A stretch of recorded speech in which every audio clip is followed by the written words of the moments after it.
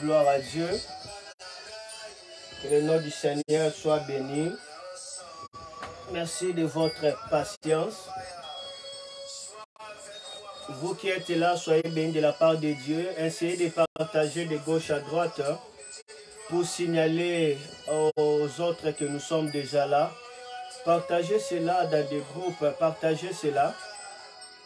Parce que nous sommes là. Le live devait commencer à 22h, mais nous avons changé pour être à 21h30. Seigneur Jésus, merci pour ta grâce.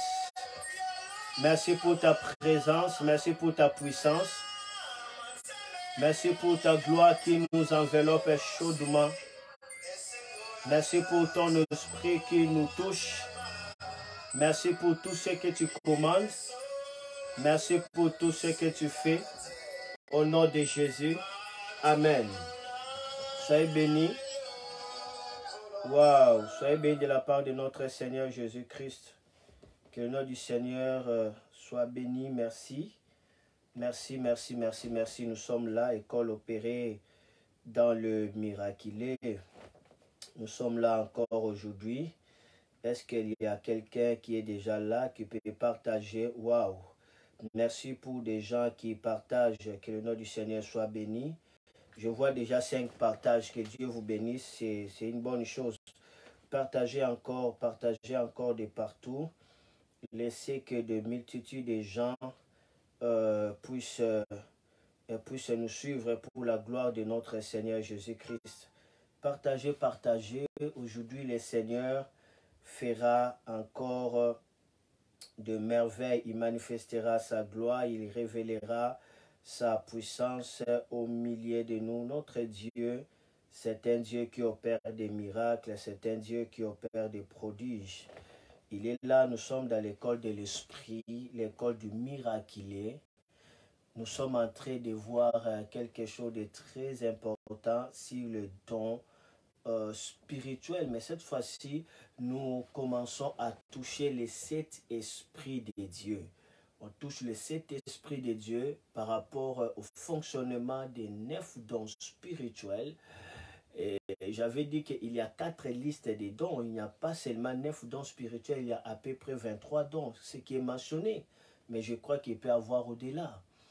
Alors nous touchons le don de 1 Corinthiens chapitre 12 et nous l'associons avec les 7 esprits de Dieu. C'est merveilleux. Et aujourd'hui, on va encore avancer. On avait vu le premier courant qui était en fait le courant de la révélation. On va encore avancer. Est-ce que vous pouvez partager, s'il vous plaît, que quelqu'un puisse m'aider à partager de partout pour signaler que déjà nous sommes là dans les cadres d'école opérée dans le miraculé. Merci Seigneur, merci Seigneur, merci pour ta grâce, merci pour ta grâce, merci pour ta grâce, merci parce que tu es avec nous aujourd'hui, tu feras encore de merveilleuses choses. Alors je vais aussi partager à quelques personnes, je le fais aussi, et après nous allons commencer. Merci aussi à vous qui êtes en train de partager, que Dieu puisse vous bénir, continuez à le faire, c'est une bonne chose. Partagez surtout dans des groupes, partagez vraiment, partagez pour la gloire de notre Seigneur Jésus-Christ. Dieu est bon, il est bon au milieu de nous, sa présence nous suffit et sa présence nous fait extrêmement du bien. Sa présence nous fait extrêmement du bien. Dieu est bon. Dieu est bon au milieu de nous.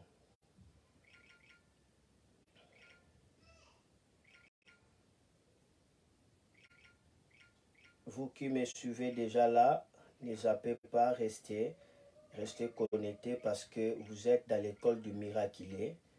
L'école qui se passe des choses extraordinaires. L'école du miraculé. Donc, Est-ce que vous avez partagé? Est-ce que c'est bon? Est-ce que c'est partagé pour la gloire de notre Seigneur Jésus-Christ? Si c'est partagé, alors faites-moi signe et nous allons commencer déjà. Alors je vais voir quand même pendant une minute avant de commencer qui sont là, qui sont là. Vous savez, pour voir, il faut que vous commentez. Vous pouvez voir, je vois Natacha Kabeaïla. Amen, papa. Soyez bénis de la part de Dieu.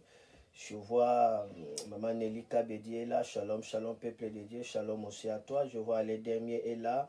Ah oui, la joie, la joie, la joie de Dieu. Je vois que 3 personnes qui sont là parce que c'est eux qui ont commenté. Alors, laissez vos commentaires. C'est très important pour la gloire de notre Seigneur Jésus-Christ. C'est aussi une façon d'encourager votre professeur. C'est lui qui prend son temps pour vous. Alors, laissez les commentaires. Ça serait bien. Aimer, partager. Ces petites choses, ça prouve de la gratitude qu'on a par rapport aux choses de l'esprit. C'est très important d'avoir toujours la gratitude aux choses de l'esprit. Je vois que la lumière est bonne.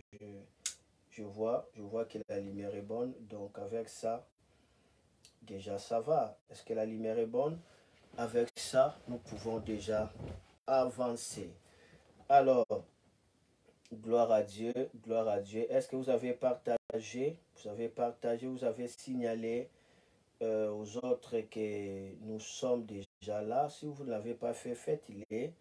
Faites-le pour la gloire de notre Seigneur Jésus-Christ. Partagez encore, partagez dans des groupes pour la gloire de notre Seigneur Jésus-Christ. Gloire à Dieu. Beaucoup peuvent se demander des questions. Que non, moi je suis simple et fidèle. Ces choses de l'école de Miraculé, ça ne me concerne pas parce que je suis qu'un simple et fidèle. Waouh! Non, les choses de Miraculé, ça concerne tous les enfants de Dieu. C'est important. Donc ça concerne tous les peuples de Dieu. Tous les peuples. D'ailleurs, nous allons même découvrir tout à l'heure le bienfait de savoir comment opérer dans le miraculé. Alors, bientôt, je dois commencer et vos apaisements. Vous qui me joignez là, nous sommes dans l'école opérée dans le miraculé. Il se passe des choses extraordinaires. Il se passe des choses extraordinaires. Gloire à notre Seigneur Jésus-Christ. Je suis en train de rappeler pour tous les peuples de Dieu qui se retrouvent du côté du Midi-Pyrénées, France. Vous êtes à Montauban, Albi, Toulouse, Gaillac, aux environs du Midi-Pyrénées.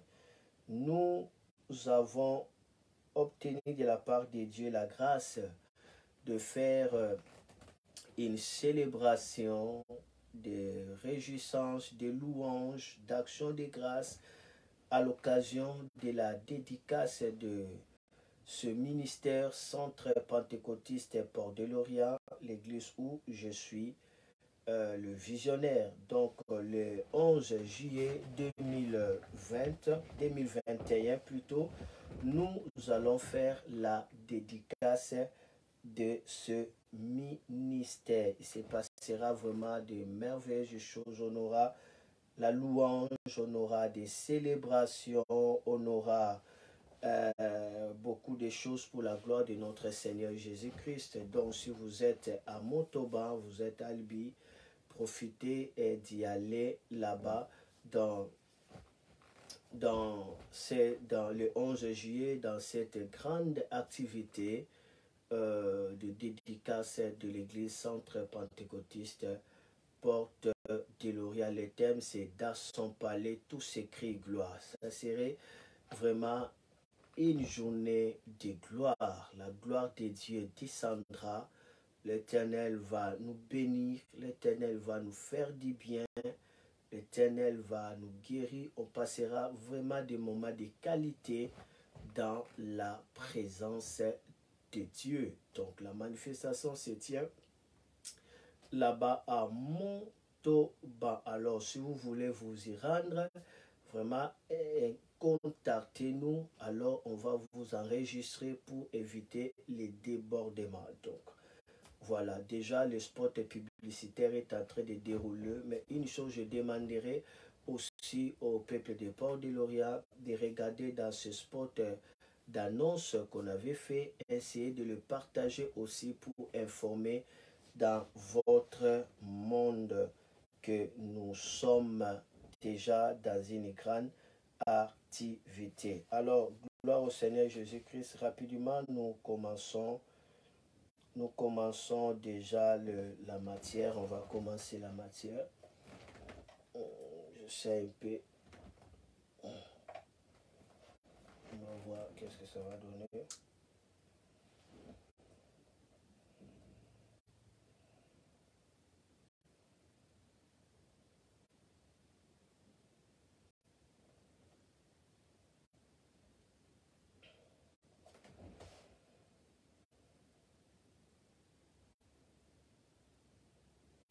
Ok, je crois. Ok, gloire à Dieu.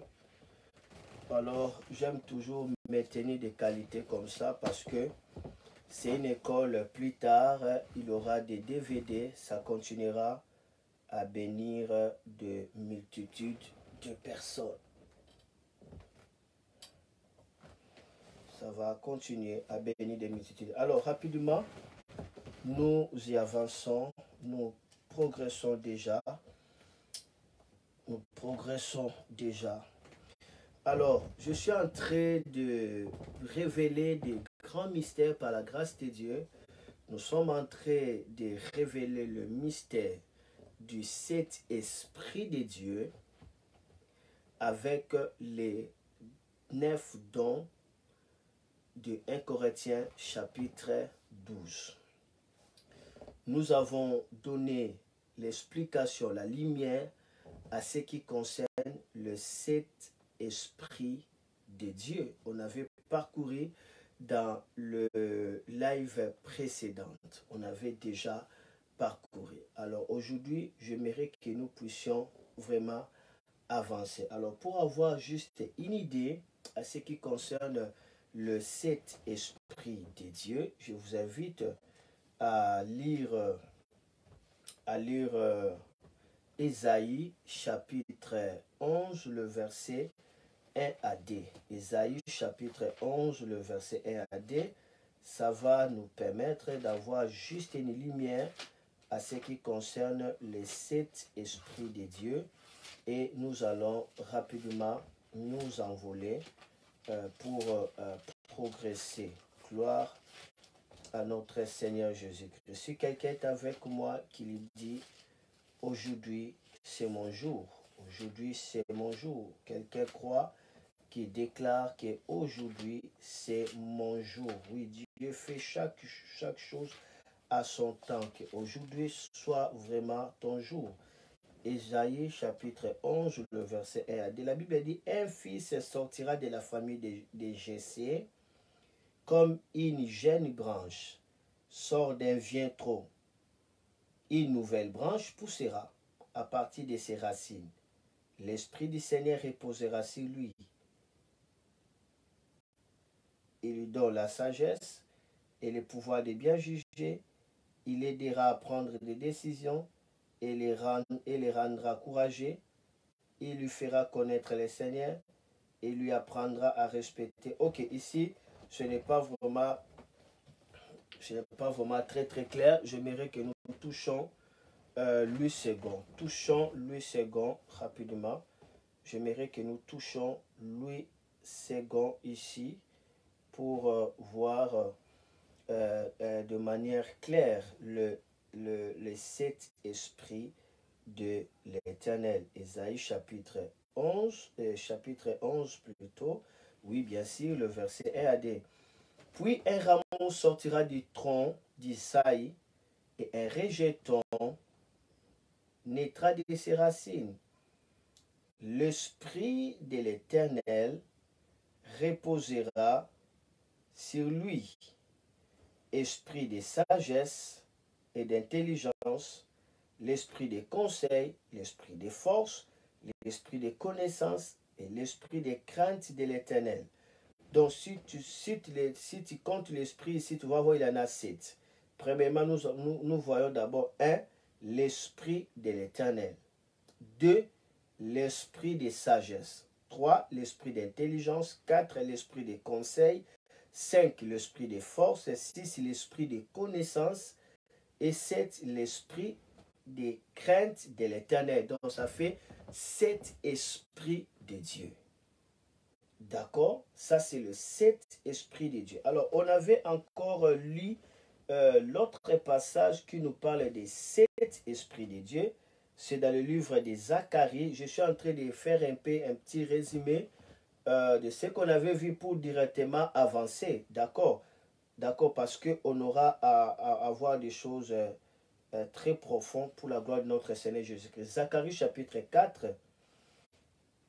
le verset 2. La Bible dit, il me dit, que vois-tu? Je répondis, je regarde, voici, il y a un chandelier tout d'or, surmonté d'un vase et portant 7 lampes, avec 7 conduits pour les lampes qui sont au sommet du chandelier. Il y avait 7 lampes. Regardez le verset 10. Le verset 10 de Zacharie chapitre 4. Car ceux qui méprisaient les jours de faible commencement se réjouiront en voyant les niveaux dans la main de Zorobabel. Ces 7 sont les yeux de l'Éternel qui parcourent toute la terre. Ces 7 sont les yeux de l'Éternel qui parcourent toute la terre. Donc les 7 lampes, c'est cela en fait les yeux de l'Éternel. Le yeux de l'Éternel, si j'avais expliqué, c'est tout simplement la puissance de l'omni du Seigneur. Omni du Seigneur. Donc, il a l'omniprésent, l'omniscient, l'omnipotent. Cela veut dire, c'est-à-dire la toute puissance de Dieu. C'est cela les yeux. Pourquoi les 7? Parce que c'est la totalité, c'est la perfection, la toute puissance de Dieu. C'est la raison pour laquelle on va voir les Illuminati de la famille des frères maçons. Eux, ils disent qu'ils sont des Illuminati, cela veut dire des gens éclairés. Et qu'est-ce qu'ils poussent à déclarer qu'ils sont des Illuminati? Parce qu'ils disent que non, c'est eux qui contrôlent le monde à travers l'œil. À travers l'œil, ils contrôlent le monde. Donc, juste l'œil, cela les pousse à déclarer qu'ils sont en train de contrôler le monde. Alors, si seulement un œil peut pousser des gens à dire qu'ils contrôlent le monde, à combien plus forte raison les 7 yeux? À combien plus forte raison les 7 yeux? Gloire à Dieu. Je ne sais pas si ça passe. Si ça passe, fais-moi signe parce que je suis un peu déconnecté pour avancer. Donc, on va voir les 7 esprits. On nous présente comme les 7 lampes. Et les 7 lampes, on dit, c'est les 7 yeux. Les 7 yeux, c'est le yeux du Seigneur. On n'a pas écrit les 7 yeux, mais on dit que ces 7 sont les yeux de l'Éternel qui parcourent la terre. Donc, c'est l'image tout simplement de l'omni, c'est-à-dire toute puissance. Alors, nous voyons aussi dans Apocalypse,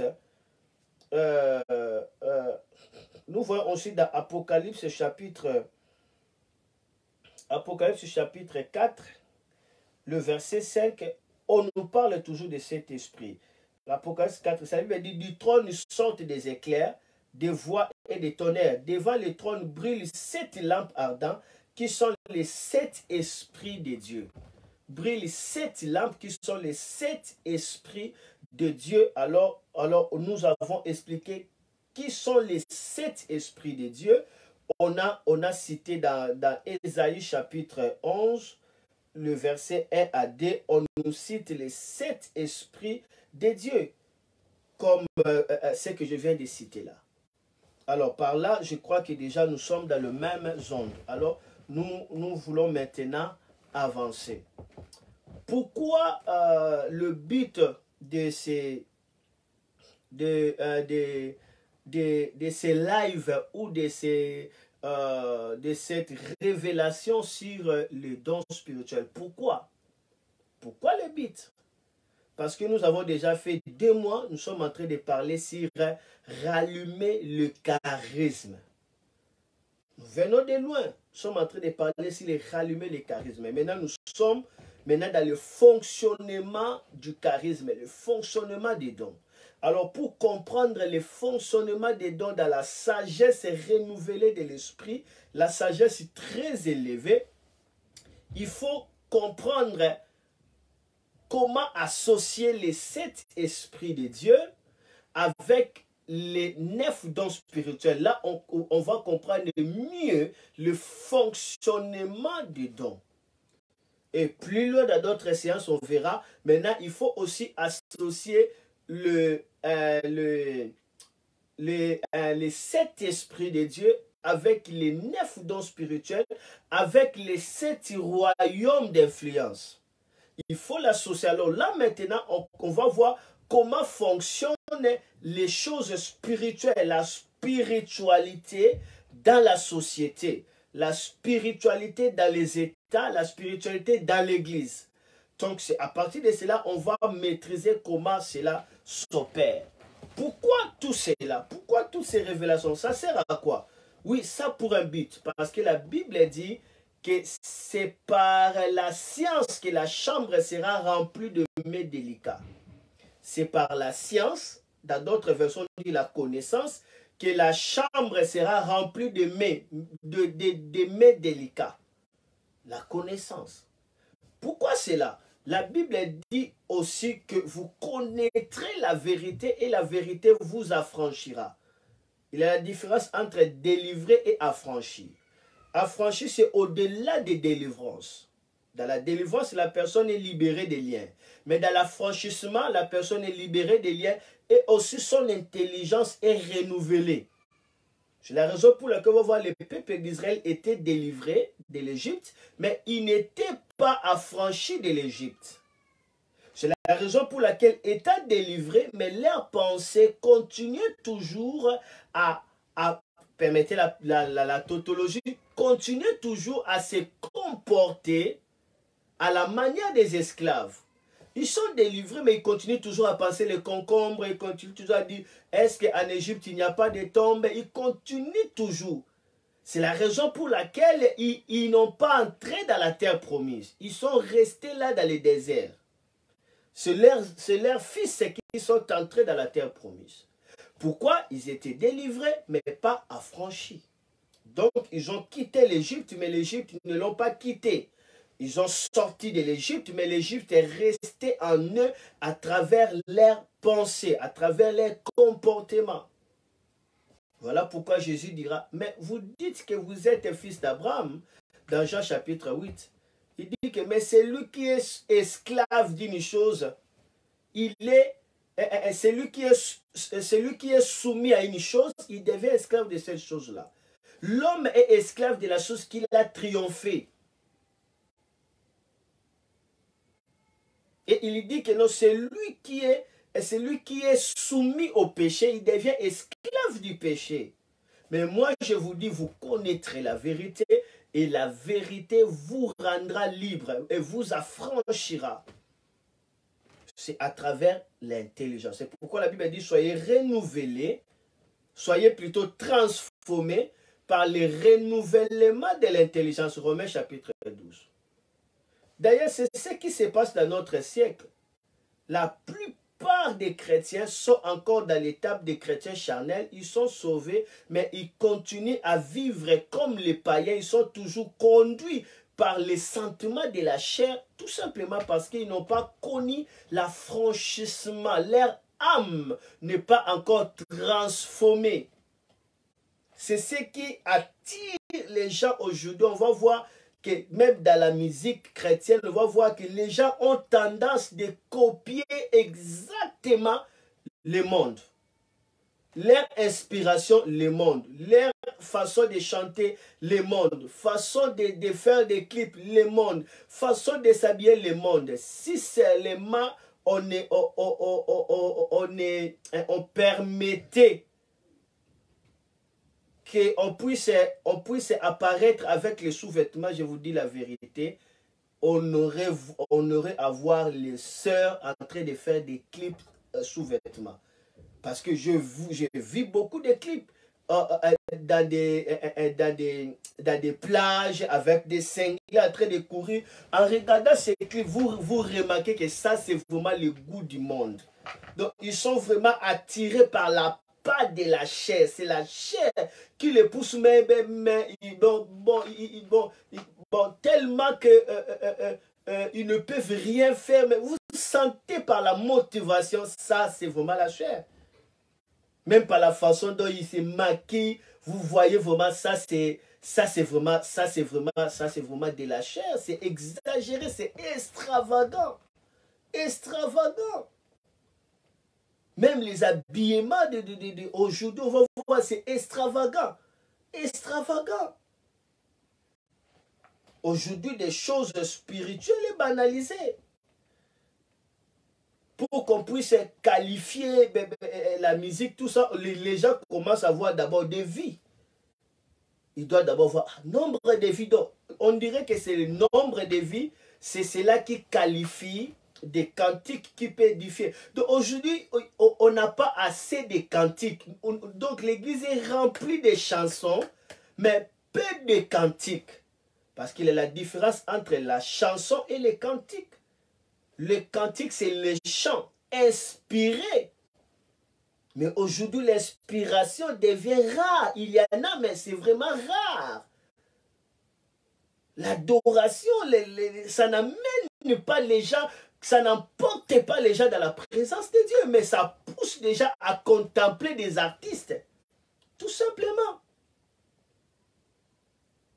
Tout simplement. Et cela a touché les peuples de Dieu. C'est pourquoi je suis en train de parler de la connaissance. C'est important, l'affranchissement. L'affranchissement.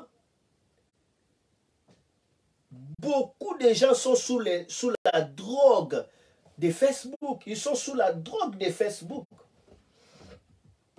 Ils ne s'en passent pas. Ils sont toujours là dans le Facebook. Vous faites quoi là-bas? Vous restez toujours là. Et ils aiment des choses inutiles, des choses qui peuvent donner la vie, qui peuvent libérer. Là, ils ont du mal à aimer. C'est comme si lorsqu'ils aiment, lorsqu'ils commentent, ils sont en train de faire élever cet homme-là qui avait publié. Je venais de publier des choses de valeur. Personne n'a aimé. Et j'ai fait ça sciemment hier. J'ai fait ça sciemment, expressément. J'ai juste mis ma photo là-bas. Je n'ai rien écrit. Mais il faut voir des commentaires. Il faut voir des... J'avais fait ça expressement. J'ai mis simplement la photo. Je n'ai rien écrit, ni même A, ni même B. Que la photo. Waouh! Les gens ont aimé, les gens ont commenté. C'est là où est l'église actuelle. Et des pasteurs ont commenté. Beaucoup de pasteurs même. C'est super. Cool, c'est cool. Regardez. Des choses banales, c'est ce qui attire. C'est ce qui attire. Des choses de valeur, ils rejettent. Donc nous sommes pendant les temps où la Bible dit, ne vous conformez pas au siècle présent, mais soyez transformés. Nous sommes dans ces temps où les gens, l'église se conforme au monde. L'église commence à calquer le monde. Le monde devient le modèle de l'église. Le modèle de l'église. On est attiré par des choses du monde. La présentation des photos. Seulement, il faut qu'il y ait un peu de séduction. On va voir des gens au nom de l'excellence. Certaines personnes ne peuvent même pas faire des campagnes d'évangélisation. Que des âmes meurent. Ils attendent qu'il y ait des qualités des instruments, qualité des sons, qualité des podiums, tout ça. Alors là, maintenant, ils organisent la campagne. Donc, on commence à faire des choses pour qu'on puisse voir. Regardez ce qu'il avait fait. Regardez son église. Regarde comment il présente des choses. Regarde comment les chantres s'habillent. Des choses inutiles. Tout simplement parce que la connaissance fait défaut. La connaissance de Dieu. La connaissance de Dieu, ce n'est pas par rapport aux choses qui impressionnent. La connaissance de Dieu, c'est par rapport à la spiritualité. Le caractère de Jésus-Christ commence à disparaître petit à petit dans l'Église. Ça disparaît. De sorte qu'on va voir un peu seulement de persécutions, un peu de problèmes. Les chrétiens ont prêt à abandonner Jésus. Prêt à abandonner, prêt à fuir l'église, un peu de problèmes, c'est fini. Donc, les caractères du Christ de l'église primitive commencent à se perdre. Donc, le but de cet enseignement, l'école opérée dans le miraculeux, c'est nous faire rentrer dans le miraculeux. Le miraculeux, c'est le signe naturel. Le signe naturel, c'est le Saint-Esprit. Donc, on a besoin de la connaissance. Parce que ça nous affranchit, ça renouvelle, ça transforme notre intelligence, notre système de pensée. Nous commençons maintenant à penser comme les gens du royaume de Dieu. Alors, je vais avancer. Beaucoup de gens n'aiment pas ce que je dis, mais moi je dis la vérité, tout simplement. Je dis la vérité, la qualité des chrétiens qu'on a aujourd'hui, ils ne représentent pas 30%. 30% des chrétiens des années 90, 90, ils ne représentent pas. Ils ne représentent pas. Nous avons des chrétiens immatures qui n'ont pas mûri. C'est ce genre de chrétiens qu'ils ont, et ce genre de chrétiens veulent aussi imposer des pasteurs à être comme ça. À être comme ça. Des gens tirés dans le monde. Donc, ils vont pousser les pasteurs à publier des photos, à ne pas écrire des choses de valeur. Nous devons nous lever dans ces générations. Nous ne devons pas négliger les dons spirituels. La Bible dit dans 1 Corinthiens 12, pour tout ce qui concerne les dons spirituels, je ne veux pas que vous soyez dans l'ignorance. L'apôtre Paul parlait à l'église de Corinthe. Il ne faut pas être dans l'ignorance des choses qui concernent le spirituel. Et il dit que lorsque vous étiez païen, vous étiez entraîné par les idoles muettes.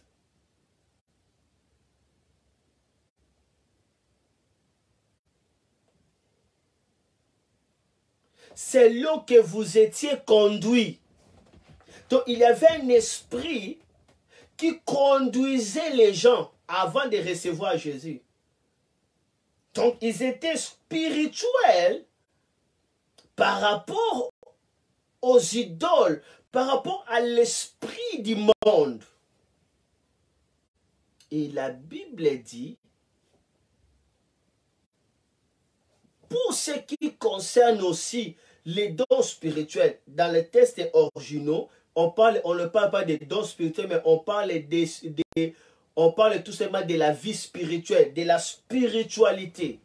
Et la Bible dit, pour ce qui concerne les spirituels, je ne veux pas que vous soyez dans l'ignorance.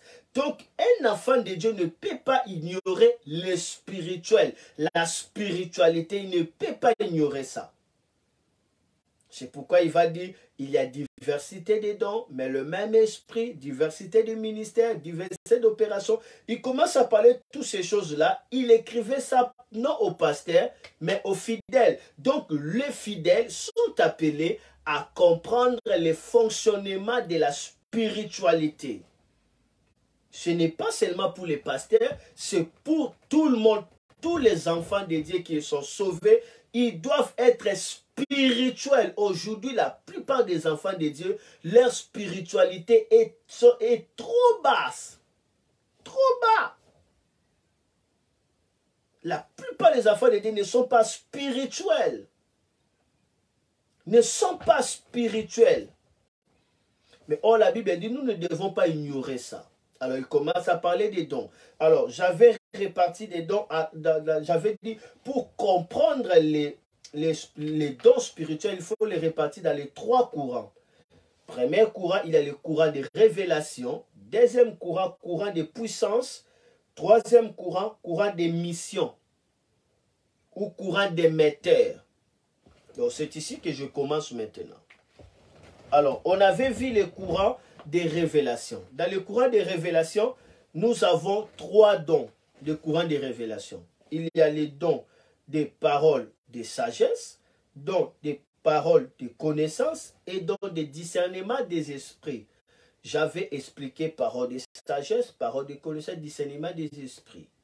Maintenant, pour comprendre parole de sagesse, parole de connaissance, discernement des esprits, comprendre leur fonctionnement, leur mode opératoire, leur opération, lorsque tu veux commencer à opérer, je parle d'opérer dans la parole de sagesse, parole de connaissance, discernement des esprits, pour opérer dans ce courant appelé courant de révélation, il faut comprendre comment fonctionnent les 7 esprits de Dieu qu'on avait lus. Parce que tout cela fait partie du règne de l'esprit. C'est par l'esprit que toutes choses spirituelles sont mises en mouvement, sont actives, sont activées, sont manifestes. C'est par l'esprit, par le Saint-Esprit. Et je viens d'expliquer pourquoi les 7 esprits, c'est les 7 lampes. C'est les 7 lampes. La Bible dit que l'esprit de l'homme, c'est la lampe de l'Éternel. La lampe, c'est l'esprit. Ce qui permet d'éclairer, d'illuminer. Et nous avons vu que pourquoi les 7 lampes? Parce que c'est l'image tout simplement du contrôle de l'esprit. De tout pouvoir de l'esprit. Ce qu'on appelle omni. Et là, nous avons l'omniprésent, l'esprit partout, l'omniscient, l'esprit connaît toutes choses, l'omnipotent, l'esprit a tous les pouvoirs. Alors, lorsque maintenant, tu commences à marier, associer les dons spirituels, 1 Corinthiens 9, 1 Corinthiens 12, bien sûr, avec les 7 esprits de Dieu, là maintenant, tu vas opérer dans l'esprit. Tu commences à opérer dans l'esprit. C'est ça ce que j'appelle opérer dans le miraculé. Tu n'opères pas dans la chair, mais tu commences à opérer dans le règne de l'esprit. C'est merveilleux lorsque chaque chrétien découvre ces trésors, ce mystère, qui ne se limite pas seulement aux dons, mais qu'ils comprennent aussi l'esprit par rapport à ces dons. Oh, c'est merveilleux. Et nous avons vu la fois dernière que dans le courant des révélations, on a parole de sagesse, parole de connaissance et discernement des esprits. Parole de sagesse, on l'associe avec l'esprit de sagesse, l'esprit de crainte de l'Éternel et l'esprit de conseil. C'est la parole de sagesse. Parole de sagesse, cela veut dire qu'il y a une parole qui fait sortir de toi, afin de te faire sortir dans une situation quelconque. C'est cela la parole de sagesse. C'est cela la parole de sagesse. Dieu peut te donner une parole et dès que tu prononces cela, directement tu es sorti d'une situation. C'est cela la parole de sagesse. J'avais expliqué beaucoup sur Jésus. On a tenté à Jésus à plusieurs fois, mais Jésus utilisait la parole de sagesse. Il lui dit, c'est mon nez, le Fiji, le visage qui est là, c'est le visage de qui? On dit que c'est le visage de César. Il lui dit, donnez à César ce qui est à César, à Dieu ce qui est à Dieu. Pourquoi? Parce qu'on l'avait piégé en disant que non, est-ce que nous allons payer l'impôt ou pas? Il voulait piéger Jésus. Jésus dit, donnez à César ce qui est à César, à Dieu ce qui est à Dieu. Directement, ils n'ont pas pu toucher Jésus. Jésus a utilisé la sagesse.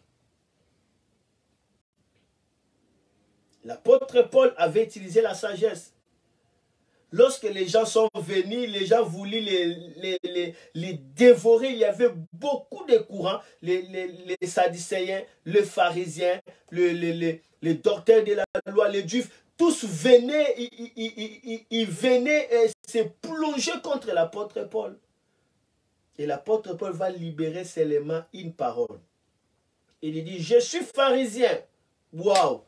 Il les a mis directement en confusion. Il les a mis en confusion. Et directement, les pharisiens commencent à discuter contre les sadducéens. Il y avait des bagarres. Pourquoi? Parce que l'apôtre Paul a relevé la parole de sagesse pour parler, que les pharisiens croient à la résurrection, les sadducéens ne croient pas à la résurrection. Il y avait des batailles jusqu'à ce que le roi est venu, le juge est venu les calmer. Et l'apôtre Paul était sauvé parce qu'il avait utilisé la sagesse. La sagesse. Alors, bon, je ne vais pas insister là-dessus. Mais comprends, lorsque maintenant, tu te confies pas seulement à la parole de sagesse pour dire que non, oh Seigneur, je veux la sagesse, je veux la sagesse. Au lieu de prier comme ça, au lieu seulement de rester avec ton don de parole de sagesse, hein, tu donnes des conseils, tout ça. Mais non, comprends que ces dons de parole de sagesse doivent être alimentés, doivent être vivifiés par les flots de l'esprit. Alors, quel est l'esprit qui viendra vivifier ces dons de la sagesse? C'est comme les torches, on doit allumer. C'est comme la lampe, on doit allumer la lampe. Ça, c'est la lampe. Si on n'allume pas, on ne voit rien. Dès que j'allume, directement, on voit la lumière. C'est l'esprit qui allume la parole. L'esprit, la parole sans l'esprit, c'est mort. C'est comme le corps sans esprit. C'est comme le corps sans vie. C'est comme ça. Lorsque la parole commence à alimenter, lorsque l'esprit commence à alimenter la parole, alors tu es dans tout est possible à celui qui croit. Tout ce que tu diras arrivera. Ta parole de sagesse, on ne peut pas résister ça. On ne peut pas. Nous, par rapport à la salle, j'étais en train de prier. Directement, le Saint-Esprit m'a donné la parole de sagesse. J'ai pris le téléphone, j'ai appelé. La même personne qui refusait, qui était en colère, dès que je l'ai appelé, je lui ai dit seulement un mot. Cette personne a changé directement d'attitude. Elle a changé d'attitude directement. Elle commence même à me complimenter. Parce que j'ai dû utiliser la parole de sagesse. Ça fait sortir d'une situation.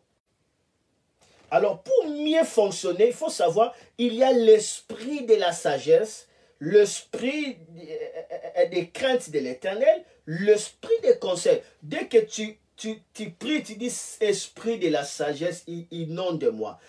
Esprit de conseil, guide-moi. Esprit de crainte de l'Éternel, alléluia, règne sur moi. Règne sur moi, rien de moi, tout de toi, esprit de la sagesse.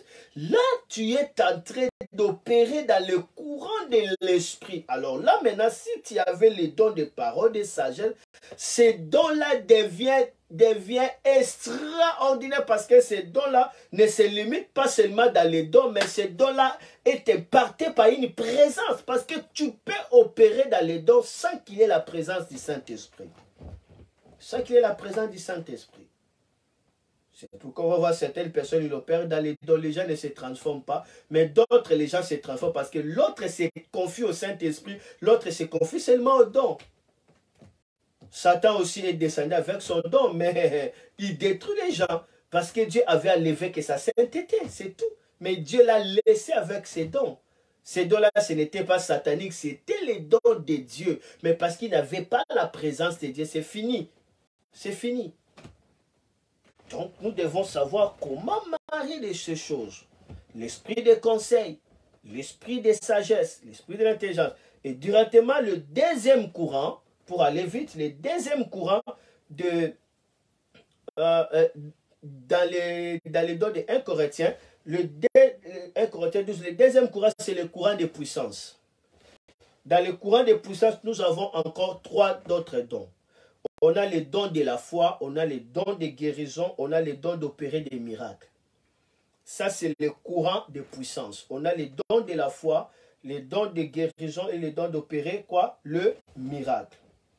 Les dons de la foi, les dons de guérison et les dons d'opérer quoi? Le miracle. Amen. Amen. C'est ça. Alors, parlons les dons de la foi. Il y a la différence entre la foi et les dons de la foi. Lorsque le don de la foi opère, c'est différent avec la personne qui a simplement la foi.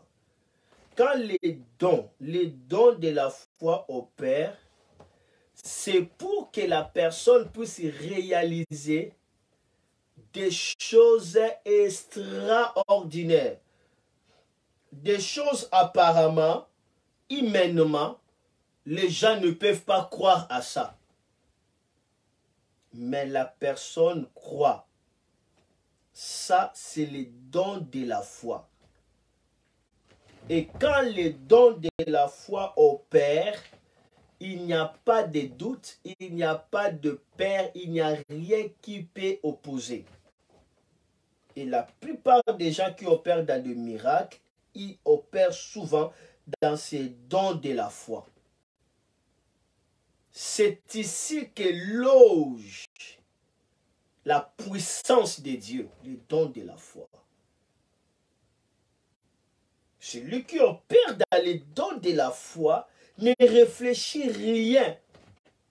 Et souvent, dans certaines situations, le Saint-Esprit permet à ce que la personne soit connectée dans les dons de la foi, afin que la personne réalise ses défis, réalise cette mission, atteint cet objectif.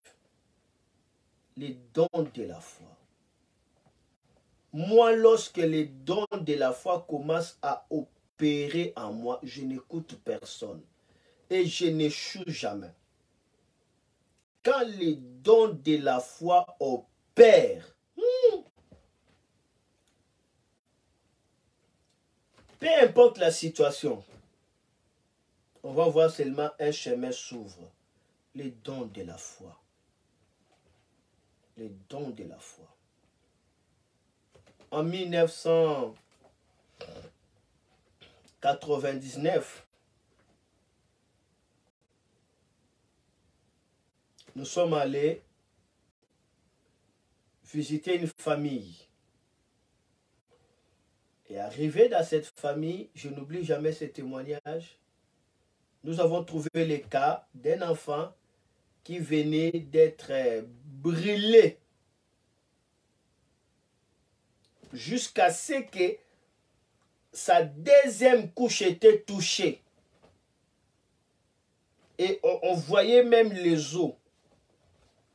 C'était fort. Et on a trouvé ce cas. Et d'un coup, je ne comprenais même pas. J'ai dit à son père et à sa mère, je dis, prions pour l'enfant. Et que Dieu puisse faire quelque chose pour elle. C'était vraiment bizarre. Cet enfant dormait seulement comme ça. J'ai prié. J'ai fini. J'ai dit à son père et à sa mère, j'ai dit que cet enfant est guéri. Je reviendrai ici dans moins d'une semaine. Vous verrez aucune trace de brûlure dans son corps. Hein? Waouh! Lorsque j'ai dit ça, j'étais avec un frère. Directement, ce frère-là commence à piétiner mes pieds, pour me dire arrêtez, arrêtez, arrêtez. Moi, je continue, moi, je dis, dans moins d'une semaine, ce pot sera sain. Il n'aura même pas de cicatrices. Pour déclarer ça, ça c'est les dons de la foi. Donc, on ne peut pas comprendre ça. On ne peut pas. Comment expliquer? Dis seulement guérir, ça va, mais dis qu'il n'y aura pas de cicatrices. Ça, c'est les dons de la foi. J'ai dit ça, après je suis parti. Dès que j'ai fini de dire, maintenant je me suis rendu compte de la situation. Et là, maintenant, je commence à dire, qu'est-ce qui m'a poussé à parler de la sorte? Qu'est-ce qui m'a poussé à parler de la sorte? De notre retour comme ça. La personne qui m'avait accompagné commence à me faire des reproches. Moi aussi, j'ai dit vraiment prochainement, je ne dirai pas des choses pareilles. Je ne sais pas qu'est-ce qui m'avait poussé à dire ça. Et là, maintenant, j'ai fui cette direction. J'ai fait des semaines, je fui cette direction. Un jour comme ça, j'ai rencontré son père de loin. Je voulais l'esquiver. Il commence à m'appeler pasteur, pasteur. Vous savez, nous, lorsque quelqu'un se met serviteur de Dieu, on l'appelle pasteur, mais je n'étais pas encore pasteur. J'étais juste serviteur de Dieu. Je commençais à être pasteur en 2004. Alors, à 2004, là, maintenant, j'ai commencé à être pasteur. Mais j'étais serviteur de Dieu, je servais l'Éternel. Je servais l'Éternel. Il m'a appelé, pasteur, pasteur, ton Dieu est vivant. Ton Dieu est vivant. Viens voir, il n'y a pas de traces. Tel que tu avais dit, même les docteurs sont étonnés. Comment expliquer? Voilà, ça c'est les dons de la foi. On a besoin de ces dons pour réaliser de grandes choses. Certaines choses ne se réaliseront pas par la prière, mais seulement par la foi. On croit et on réalise des choses. Surtout les églises d'aujourd'hui, nous avons vraiment besoin de réaliser ces grandes choses. Où nous pouvons croire acheter une parcelle, un terrain pour le Seigneur, et on met la foi, Dieu commence à ouvrir des portes de manière surnaturelle et on achète les terrains pour la gloire de Dieu, pour ne pas être malmené par-ci, par-là, que Dieu puisse avoir sa propre parcelle, il mérite. Mais pour expérimenter des genres, des exploits, vraiment, on a besoin de la foi. Sans la foi, on ne saura pas. Parce qu'on va dire, ils sont quand même sérieux. Vous avez combien dans les comptes bancaires? L'église a combien dans les comptes bancaires?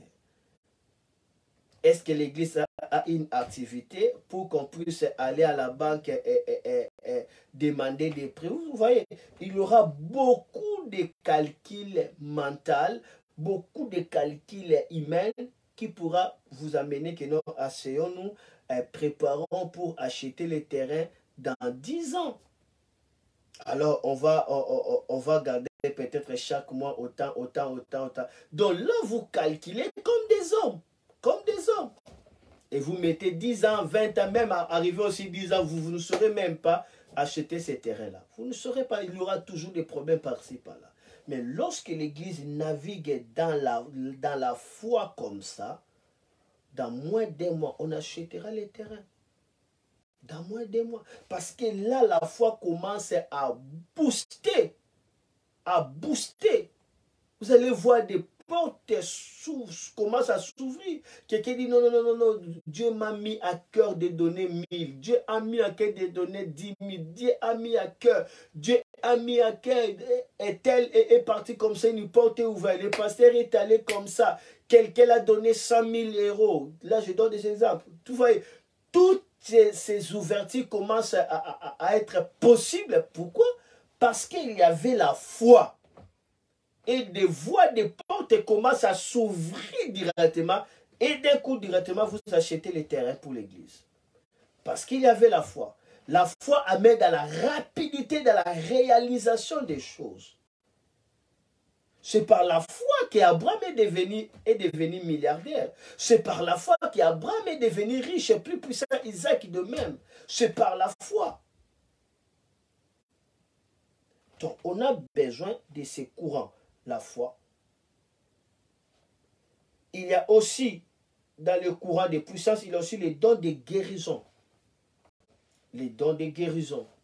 Vous savez, les dons de guérison, je ne vais pas répéter ça ici, parce que dans les sortes de miracles, j'avais parlé sur la guérison, les dons de guérison, j'ai parlé aussi sur les dons d'opérer des miracles. J'avais dit ça. J'avais dit ça. La guérison peut être progressive. Tu pries pour quelqu'un, quelqu'un est guéri, mais ça va se manifester après une semaine. Ça va se manifester après une heure, après quelques minutes, après un mois. D'autres même après une année. Ça dépend. Vous imposerez le même malade, les malades seront guéris. C'est comme ça. Mais dans les dons d'opérer des miracles ici, c'est instantané. Miracle veut dire instantané. Étonnement instantané. Là, bam, bam, la personne est guérie directement. Et dans les dons des miracles ici, il ne s'agit pas seulement des malades. La guérison, c'est seulement malade. Les dons des miracles, il ne s'agit pas seulement des malades. Le miracle peut se faire de sorte que non, le pasteur déclare une parole et directement tu as trouvé du travail. Le pasteur prie pour toi et directement une porte vient de s'ouvrir pour toi. Et quelque chose d'étonnement commence à s'opérer. C'est comme ça. C'est la raison pour laquelle on va voir que la Bible dit bien Jésus dans sa patrie, il n'a pas fait de miracles. Il n'a pas pu faire de miracles. Si seulement il a imposé les mains à quelques personnes et il les a guéris. Donc il a utilisé la guérison mais pas le miracle. Pas les miracles. Pourquoi? Parce qu'il n'était pas honoré. Il n'était pas honoré. Là où on n'est pas honoré, il n'y a pas de miracle. Il n'y a pas de miracle. Tu auras droit à la guérison, mais pas de miracle, pas des choses qui vont t'étonner, pas des choses qui vont dépasser ton entendement. Des genres de choses-là, des miracles arrivent là où l'onction est honorée, l'onction est respectée. Là, il y a beaucoup de miracles, la Bible dit beaucoup de miracles se faisaient par les mains des apôtres. Là, des miracles commencent à s'opérer. Des choses qui étonnent. Mais maintenant, pour opérer dans ces courants de puissance, la foi, la guérison, l'opération miracle, il faut l'esprit de force. L'esprit de force. Là où il y a l'esprit de force, on loge dans la foi, on loge dans la guérison, on loge dans l'opération miracle. Donc si vous voulez expérimenter la foi, expérimenter la guérison dans ce que vous êtes en train de faire, la santé divine, le miracle dans ce que vous êtes en train d'entreprendre, il faut toujours être connecté avec l'esprit de force. Demandez toujours l'esprit de force. La Bible dit ce n'est ni par la force, ni par la puissance, mais c'est par mon esprit que cette montagne sera écroulée. C'est par mon esprit. Vous voyez, ces passages qu'on parlait par mon esprit, c'était Zacharie 10. Et maintenant, Zacharie 10, Zacharie 4, verset 10. Et là, on a expliqué, mon esprit là, c'est qui? On a expliqué maintenant, c'est les 7 yeux de l'Éternel. C'est cela les 7 esprits. Donc, dans les 7 esprits, l'esprit a libéré l'un de ces courants qui est la force, l'esprit de force. Lorsqu'on navigue dans l'esprit de force, alors on reçoit la force du buffle. Lorsqu'on navigue dans l'esprit de force, on reçoit la force d'opération. Lorsqu'on navigue dans l'esprit de force, on reçoit la force de la foi, parce que la foi, c'est une force. Ce n'est pas un sentiment, c'est vraiment une force, une démonstration. On reçoit la force de guérir, on reçoit la force d'opérer des miracles. Pour terminer aujourd'hui, il y a aussi, je vais terminer, il y a le courant d'émission. Courant d'émission. Lorsqu'on parle de courant d'émission, on comprend cela comme émetteur. Le courant qui permet d'émettre, c'est par rapport au son. C'est par rapport au son. Émission, émettre, le son. Dans le courant d'émission, dans les 9 dons, premier courant, on a parlé de la révélation, on a parole de sagesse, crainte, parole de connaissance, discernement. il y a courant des puissances, on a la foi, on a la guérison, on a le miracle. Et il y a troisième courant, c'est le courant des missions. Là, nous avons les dons de prophétie, les dons de diversité de langues et les dons d'interprétation des langues. Ce sont des dons d'émission. Ce don agit comme l'émetteur, comme la radio, comme les paraboliques, comme une fréquence. Les dons de prophétie, les dons de diversité des langues, les dons d'interprétation des langues. Ce sont des missions, ce sont des courants d'émission émettre. C'est la raison pour laquelle lorsque vous recevez le don de la prophétie, c'est par rapport à une connexion, c'est un flux. Diversité des langues, c'est vraiment une connexion dans le monde spirituel. Celui qui parle la langue est en train de se déplacer de ce monde pour entrer dans le monde spirituel. Il navigue dans le monde spirituel. Et l'interprétation des langues, bien sûr. Alors, maintenant, pour opérer dans ces dons. Alors, je vais parler des dons de la prophétie. Les dons de la prophétie est différent des dons des paroles de connaissance. Ce que nous appelons à prophétie, en réalité, c'est les dons des paroles de connaissance où le Seigneur est en train de révéler une situation. Dans le passé, dans le présent, tout comme dans le futur. Je vis devant toi, il y a une porte qui va s'ouvrir pour toi. J'ai vu quelque chose qui te bloque. Dieu me montre, tu avais traversé telle chose. Regarde ce qui va t'arriver. Ça, ce sont des paroles de connaissance, ce n'est pas la prophétie. Mais nous appelons ça dans le langage courant prophétie parce que tout cela, ça fait partie des flux prophétiques. Mais ce n'est pas la prophétie. Lorsqu'on parle du don de la prophétie, dans la prophétie ici, il s'agit tout simplement de l'ainsi dit l'Éternel. C'est cela la prophétie. L'ainsi dit l'Éternel. Alors, le don de la prophétie, ce n'est pas ça les prophètes, mais c'est les dons de la prophétie. Celui qui a les dons de la prophétie n'est pas nécessairement un prophète, non. Ou quelqu'un peut dire, ainsi par l'Éternel, ne pleurez pas. Ne pleurez pas. Je viens de résoudre cette situation. Je viens de résoudre cette situation. Ayez confiance en moi. Ayez confiance en moi. Ne soyez pas inquiets. Ne soyez pas inquiets. Je connais ce que vous êtes en train de traverser. Lorsqu'il a dit ça, directement, la personne commence à sentir la paix dans son cœur. La paix dans son cœur. C'est pourquoi la prophétie est là pour construire la personne, pour exhorter la personne, pour édifier, consoler la personne. Le rôle de la prophétie dans l'église, c'est ça, c'est pour consoler. La personne trouve le calme, la personne trouve la consolation, la personne est édifiée, la personne est exhortée. On a besoin de ces dons de prophétie.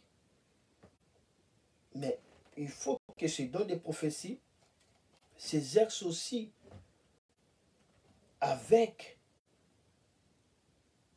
la connaissance de la parole de Dieu pour que ça soit en ordre. Sinon, ce genre de dons de prophétie, les serpents entrent beaucoup dans ce genre de prophétie. La plupart des gens qui ont des genres de dons-là de prophétie, souvent, ils sont habités par des esprits de bois. Ils commencent à prophétiser par l'esprit des serpents. La plupart.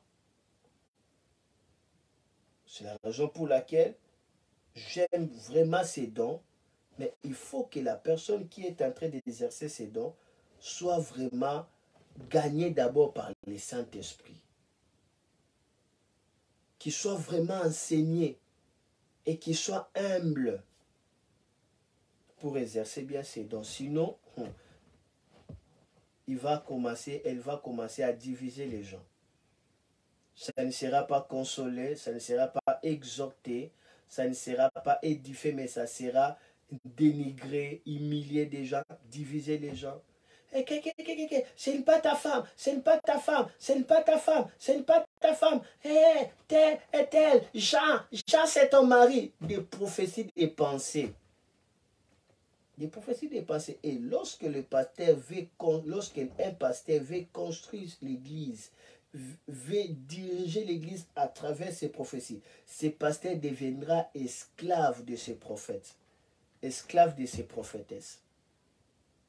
Tu ne seras pas libre. Hein? Donc, pour faire même un programme, il faut seulement que Dieu parle. Pour se laver, il faut que seulement Dieu parle. Pour que tu organises un séminaire, il faut que seulement Dieu parle. Et pour qu'on donne des offrandes, il faut que le pasteur devient esclave. L'église n'est pas construite par la prophétie, mais l'église est construite par la parole de Dieu, par l'enseignement, pas par la prophétie. La prophétie doit consoler, doit exhorter, doit édifier. Il faut aussi de la sagesse pour cela. Est-ce que Dieu a intérêt à exposer des nudités des gens dans la prophétie? Tu étais entré dans l'hôtel avec tel. Non, tu haïssais déjà la personne depuis longtemps. Tu as développé des pensées. Et maintenant, là, tu commences à faire sortir d'adapter. C'est toi qui parles, ce n'est pas Dieu. Ce sont des sentiments, c'est tes propres sentiments, ce n'est pas Dieu. Mais je reconnais, il y a aussi des prophéties authentiques. Moi, je vis des prophéties authentiques. Dans l'année 2000, je vis des prophéties authentiques. Je vis. Où une sœur commence à prophétiser. Hein? Cette sœur s'appelait Vicky. Quand elle commençait à prophétiser, toi-même tu sens la crainte de Dieu. Tu te mets à genoux. Tu entends la voix, ce qu'on appelle la voix prophétique. C'était fort. Là, en 2000 ans, lorsque on priait seulement comme ça, après un temps, j'ai dit, oh Père, parle-nous par la voix prophétique. Quelqu'un commence à parler la langue. Quand il commence à parler, vous sentez les secrets du cœur et révélés. Vous êtes exhortés, consolés, édifiés. Vous sentez ça, c'est Dieu. Il y a la présence sainte de Dieu. Il y a la douceur. Il y a la paix qui remplit le cœur. Dieu ne crée pas la frayeur.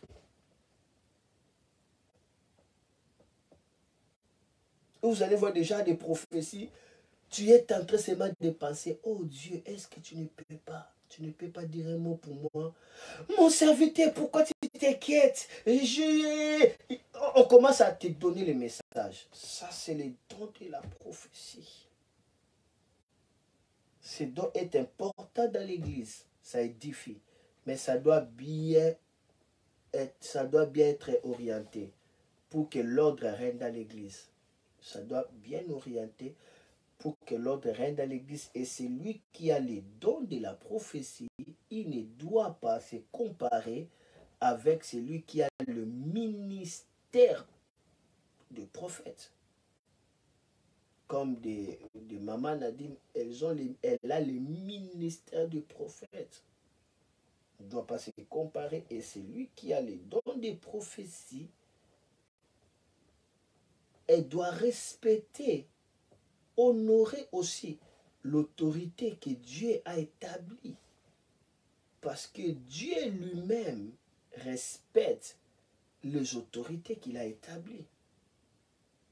C'est important. Tu ne peux pas me dire que tu es dans l'autorité de Dieu si tu n'es pas soumis dans une autorité. Et il y a les dons de diversité des langues. Ici, dans les diversités des langues, il y a des dimensions. Première dimension de la diversité des langues, tu peux naviguer dans ce qu'on appelle exonoglossie. C'est-à-dire, tu es en train de parler des langues des hommes, mais qui sont étrangers à toi. C'est ce qui s'est passé dans la chambre haute. Ou soit tu es là, tu commences à parler une dialecte d'une autre personne. Tu commences à parler l'anglais, mais tu ne connais pas l'anglais. Tu commences à parler les chinois, mais tu ne connais pas les chinois. Alors là, maintenant, les Chinois entendent des merveilles de Dieu. Et il y a aussi la glossolalie. Ici, on parle de diversité des langues, mais dans l'essence des langues des anges.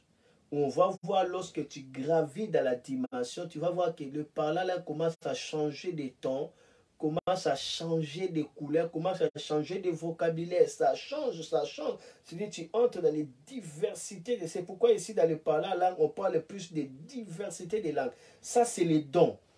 Il y a certaines personnes qui ont seulement les dons des langues. Et là, vous allez voir que leur langue a seulement une forme. Mais il y a d'autres, vous voyez que ça change, ça change. Là, c'est les diversités des langues.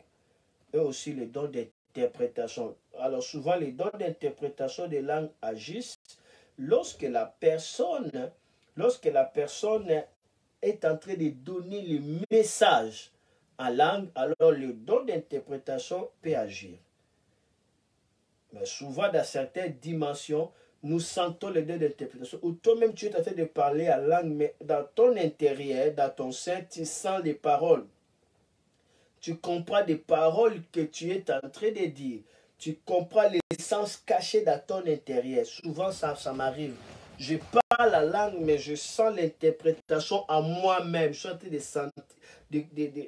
de comprendre ce que je suis en train de dire. Là, c'est l'interprétation qui commence à arriver. Et cela n'arrive pas tout le temps. Arrive vraiment si Dieu veut te donner un message. Mais en langue, il faut qu'il l'interprète. Sinon, ça ne sert à rien. Il faut qu'il l'interprète. C'est ici que la Bible dit que lorsque quelqu'un parle la langue, il faut qu'il l'interprète, sinon qu'il se taise. Ici, ce n'est pas parler à langue dans le sens que tu es en train de prier, non. Ici, tu es dans l'église et le message est venu en langue, alors il faut qu'il l'interprète. Sinon, les gens ne seront pas édifiés. C'est pourquoi il dit, dans ce sens ici, c'est lui qui prophétise est plus grand que celui qui parle la langue. Ce n'est pas de parler la langue dans le sens que tu parles à Dieu ou tu pries à Dieu. Non, là tu n'as pas besoin d'interprète. Mais d'autres ont mal compris aussi. Il dit que dans l'église, il ne faut pas prier en langue. Il ne faut pas prier en langue. Où est l'interprète? Vous voyez, il y a des gens qui comprennent les critiques, qui comprennent la parole de Dieu de manière naturelle, charnelle. C'est-à-dire, ils voient seulement comme ça, eux seulement comme ça. Ils ne comprennent pas la révélation, le sens profond de ce que la Bible dit. Et là, ils mettent des doctrines. Nous, on ne parle pas en langue. Il y a même d'autres pasteurs qui sont allés même plus loin pour qualifier des paroles comme étant des langues des démons. Quel genre de pasteurs stupides comme ça? Ça sont des pasteurs stupides. Comment tu peux qualifier les parler à langue des démons? Parce que toi, tu ne comprends pas ça et que tu ne le veux pas. Tu veux qualifier le merveille du Saint-Esprit comme étant les langues des démons. Ça, c'est quel genre de pasteur? Tout simplement, lorsque les pasteurs ont mis en premier lieu l'intelligence charnelle, ils mis beaucoup de théories eux-mêmes. Ce sont déjà des pasteurs qui détruisent l'église. Ils sont nombreux en France. Ils détruisent l'église. Ils n'aiment pas les dons spirituels, ils n'aiment pas des prophètes, ils n'aiment pas des charismes. Tout simplement, ils veulent mettre des choses selon leurs pensées au lieu de laisser le Saint-Esprit régner. Jésus dit, voici les miracles qui accompagneront ceux qui auront crié à mon nom. Ils parleront de nouvelles langues. Ce n'est pas français, ce n'est pas portugais. C'est les langues, c'est les dons de langue, c'est un miracle. Comment tu peux qualifier ça de démoniaque? D'autres même parlent de charabia. Voilà, c'est grave. Alors que l'apôtre Paul dit, moi je parle la langue plus que vous tous. Il dit, c'est lui qui parle la langue, s'édifie lui-même. Parce qu'il est en train de dire des mystères. Son esprit est fortifié et construit. Alors, pour naviguer dans ces courants de mission, dans des prophéties, dans des diversités de langues, dans des interprétations de langues, il faut naviguer dans l'esprit de l'Éternel, l'esprit d'intelligence et l'esprit d'intelligence aussi. Donc, dans des prophéties, il faut l'esprit de l'Éternel. Prophète, écoute-moi. Prophétesse, écoute-moi. Vous qui voulez les prophétiques, si vous voulez naviguer dans les prophétiques, soyez conscient de l'esprit de l'Éternel. L'esprit de l'Éternel, c'est l'esprit de la prophétie. Lorsque l'esprit de l'Éternel vous habite, parce que l'esprit de l'Éternel vous amène dans l'éternité. L'éternité, ce n'est pas seulement, quelque chose qui n'a pas de temps, qui ne se termine pas. Non, l'éternité, c'est un monde, c'est une sphère. Comme ici, nous sommes dans les temps qu'on appelle chronos. L'éternité, lorsque tu quittes ici, tu montes au ciel, ça c'est l'éternité, là où se trouve le conseil de Dieu. C'est aussi l'éternité. Là, les temps s'arrêtent. Tu entres dans l'éternité. C'est là où se trouvent les sphères prophétiques. C'est là où il y a le conseil de Dieu. C'est là où il y a l'esprit prophétique. C'est là où on rencontre l'esprit qui a créé le ciel et la terre. C'est là où il y a le pouvoir prophétique. Lorsque un prophète veut être fort, il doit naviguer avec l'esprit de l'Éternel. C'est pourquoi des prophètes disaient toujours l'esprit de l'Éternel. L'esprit de l'Éternel viendra sur toi. L'esprit de l'Éternel. L'esprit de l'Éternel, ici, on comprend aussi ça par aussi le fait de la main de Dieu sur la personne. C'est aussi l'esprit de l'Éternel. C'est l'esprit qui contrôle tout l'univers. C'est l'esprit de la création. C'est cela l'esprit de l'Éternel. Lorsque tu pries, dis, ô esprit de l'Éternel, saisis-moi. Esprit de l'Éternel, enveloppe-moi. Lorsque les prophètes prient de cette manière, les dons de prophétie commencent à agir. Leur ministère commence à être affecté. Et les dons de diversité des langues, on comprend ça par l'esprit de l'intelligence. Parce que ça, c'est l'intelligence, faculté de parler. Mais ça, ce n'est pas l'intelligence naturelle, mais c'est l'intelligence spirituelle. L'intelligence de Dieu. La Bible dit que c'est par la sagesse que Dieu a construit le monde et c'est par l'intelligence qu'il a édifié, qu'il a bâti, qu'il a solidifié.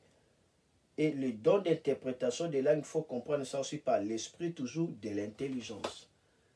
Lorsqu'on navigue dans l'esprit de l'intelligence, alors on va voir que dans le parler à langue, dans les diversités des langues, tu vas sentir l'intelligence de Dieu vienne à toi. Parce que dans l'intelligence, c'est comprendre aussi ça comme étant le procédé, comme étant les formules de Dieu. Dans les formules de Dieu, nous avons la révélation.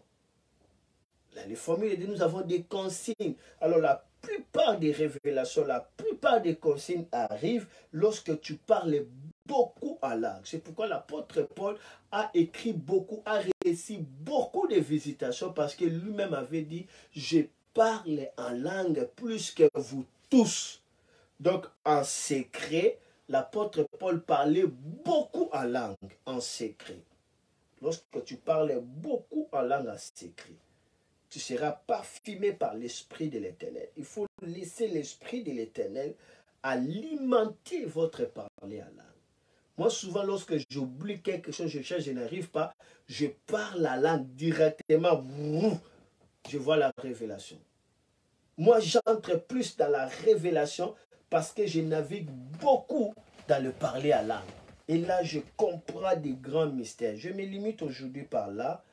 Que le Seigneur puisse vous bénir. Merci de votre attention, merci de votre patience, que Dieu puisse vous bénir. Alors je vais prier avec vous maintenant. Élève le main, je prie. Seigneur, dans le nom de Jésus-Christ, je prie que ta gloire vienne sur tes serviteurs et sur tes servantes. Que tu viennes le couvrir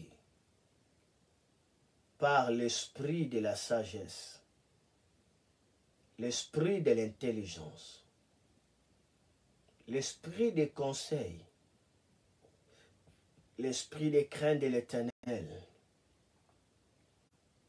l'esprit de force, l'esprit de l'Éternel. Dans le nom de Jésus-Christ. Dans le nom de Jésus-Christ. La Bible dit pour les choses spirituelles, je ne veux pas que vous soyez dans l'ignorance. Saint-Esprit, viens sur tes enfants, éclaire leur esprit, leur âme, afin qu'ils ne soient point dans l'ignorance. Au nom de Jésus. Au nom de Jésus. Au nom de Jésus. Au nom de Jésus.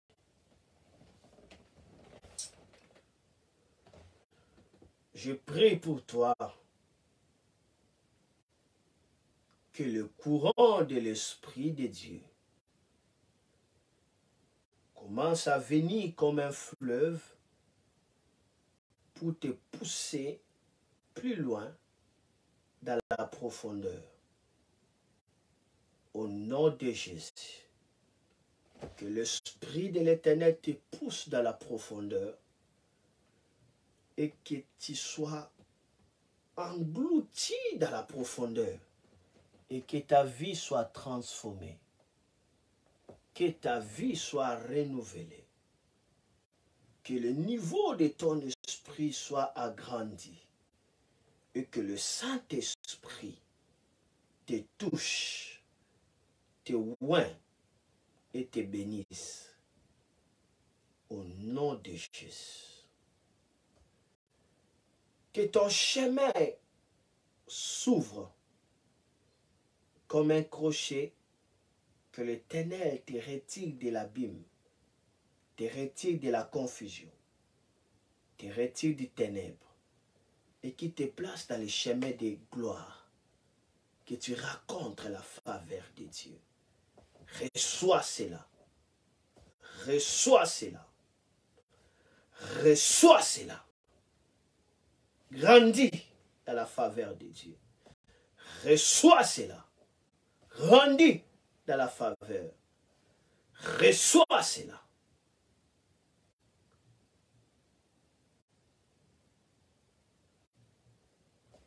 Tu étais malade, je te déclare guéri. Tu avais des problèmes, je déclare solution. Tu avais des tensions, des chutes, je déclare relevé. Tu avais des angoisses, je déclare la paix. Je déclare la paix. Je déclare la paix. Je déclare la paix. Dans le nom de Jésus. Que la parole que tu viens d'écouter entre dans ton sein et change ta vie. Change ta vie. Que la gloire de Dieu se repose sur toi. Au nom de Jésus. Ainsi j'ai prié. Amen, amen, amen. Écoutez-moi, je donne un communiqué. Soyez bénis de la part de Dieu. Peuple des ports de l'Orient, vous êtes à Montauban, peuple des ports de l'Orient, écoutez-moi. À partir de ce mercredi jusqu'au samedi, nous sommes dans notre prière de retraite. 6h à 18h. Ne pas manger. Boire seulement. 6h à 18h. À partir de 18h, manger. Nous sommes dans la retraite. Nous prions pour la dédicace. Nous prions pour l'église. Tout le monde. Soyons en prière. Nous allons nous rencontrer en ligne. J'avais déjà laissé les horaires. Nous sommes à 6h. Nous sommes à 12h40. Nous sommes à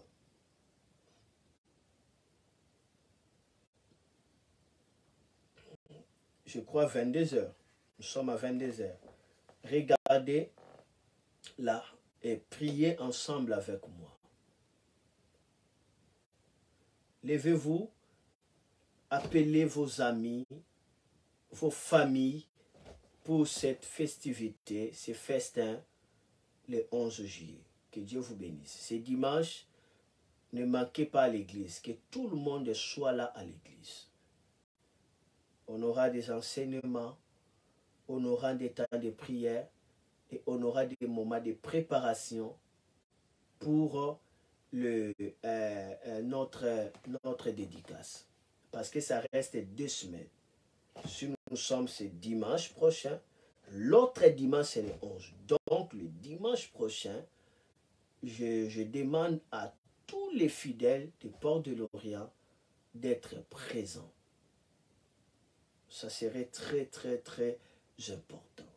Lorsque la famille a une grande activité, celle des enfants responsables mettent la main dans la pâte. Ils ne laissent pas leurs parents taper la tête de gauche à droite. Jésus a donné l'exemple d'un bon fils de Dieu. Il a servi. À l'âge de 12 ans, il dit, est-ce que vous ne savez pas qu'il faut que je m'occupe des affaires de mon père? Il dit, j'ai l'obligation de m'occuper des affaires de mon père. Il a montré la vraie image d'un fils. C'est s'occuper des affaires de son père. Cela veut dire le royaume de Dieu. Nous sommes appelés à s'occuper des affaires de notre Père céleste. Nous sommes appelés à chercher le royaume de Dieu. Donc, commencez déjà à parler de cette dédicace qui sera le 11 juillet, de cette fête. Beaucoup ne connaissent pas les dédicaces. Parlez-le de la fête de l'église. Parlez. Invitez déjà les gens et dimanche, vous aurez des invitations d'honneur. On avait déjà fait ça. Il y en a même. Il y en a, nous avons des invitations d'honneur de qualité. Il y en a ici. Ok, vous aurez ça le dimanche. Et j'ai mis ma vidéo de ça sur ma page, sur cette page. Regardez ça. Commentez, partagez, c'est important. Beaucoup des enfants de Dieu ne partagent pas. Ils laissent seulement comme ça. Et puis ils ne partagent pas. Mais lorsqu'il y avait seulement une photo, là vraiment, vous allez voir. Là, ils voient. Mais si on écrit des choses de valeur, des choses qui peuvent sauver des âmes, non, là, ils ne voient pas. Non, non, non. Donc, commentez, partagez cela pour que cela touche d'autres personnes. En faisant cela, vous ne savez pas qui peut être touché et toute une vie pourrait être sauvée. Nous le faisons non pour nous, mais nous le faisons tout simplement parce que nous utilisons le moyen des technologies pour l'évangélisation. Et faites cela ensemble. Ensemble. Il y a déjà l'affiche des dédicaces. Changez vos affiches. Enlevez d'abord vos photos. Mettez ces affiches-là dans vos profils. Enlevez d'abord vos photos. Prenez l'affiche des dédicaces, mettez-les dans vos profils. Et après les 11, enlevez et remettez vos photos.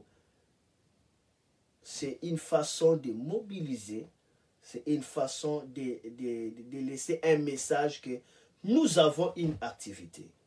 Je bénis déjà le Seigneur parce que Dieu nous soutient et de bonnes choses vraiment nous accompagnent.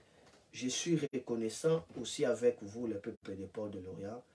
Vous êtes super magnifiques et vous êtes vraiment engagés. Que Dieu puisse vous bénir. Continuez encore davantage et que Dieu puisse vous bénir. Ceux qui désirent de voir notre honte, c'est eux qui seront hontés. Vous savez, il y a même certains fidèles de Dieu qui sont des démons. Il y a certaines personnes, eux-mêmes, ils ont quitté l'église, mais ils sont devenus comme des démons. Ils ne veulent pas attendre de bonnes choses arriver dans l'église Port de l'Orient. Je ne sais pas pourquoi les enfants de Dieu peuvent être si méchants comme ça, mais je dis cela n'arrivera pas. Le Dieu qui a commencé à nous honorer, il continuera à nous honorer. Et Port de l'Orient, c'est le centre de réveil dans le sud de France. parce que c'est pour le salut des âmes que nous travaillons. Ce n'est pas pour notre nom, ce n'est pas pour notre empire, mais c'est pour le royaume de Dieu. Dieu bénira l'Église. Celui qui bénit cette Église sera béni. Celui qui maudit cette Église lui-même sera maudit, parce que c'est l'œuvre de Dieu, c'est pour le salut des âmes. Soyez bénis, soyez bénis, soyez bénis, et que Dieu soit avec vous. Alors vous qui m'ont suivi et qui vont me suivre peut-être après, je suis Pasteur Noah. Nous sommes à Montauban, 82 000 Montauban. Donc nous sommes à Midi-Pyrénées. Vous êtes à Montauban, vous êtes à Toulouse, vous êtes à Albi. Rejoignez-nous le 11 juillet parce que on aura une activité de gloire dans son palais. Tout s'écrit gloire. Ça serait à 14 h pour permettre à tout le monde d'y être là. Soyez bénis et que Dieu vous bénisse. Au revoir. Bye bye bye bye.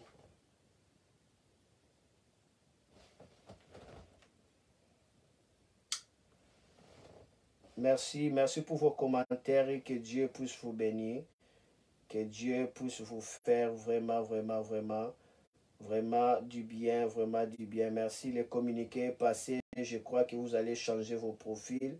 Vous allez faire du bien. Donc, bon sommeil à tout le monde et que le Seigneur puisse vous bénir. Je vous laisse avec ces cantiques. Alors, au revoir. Bye bye.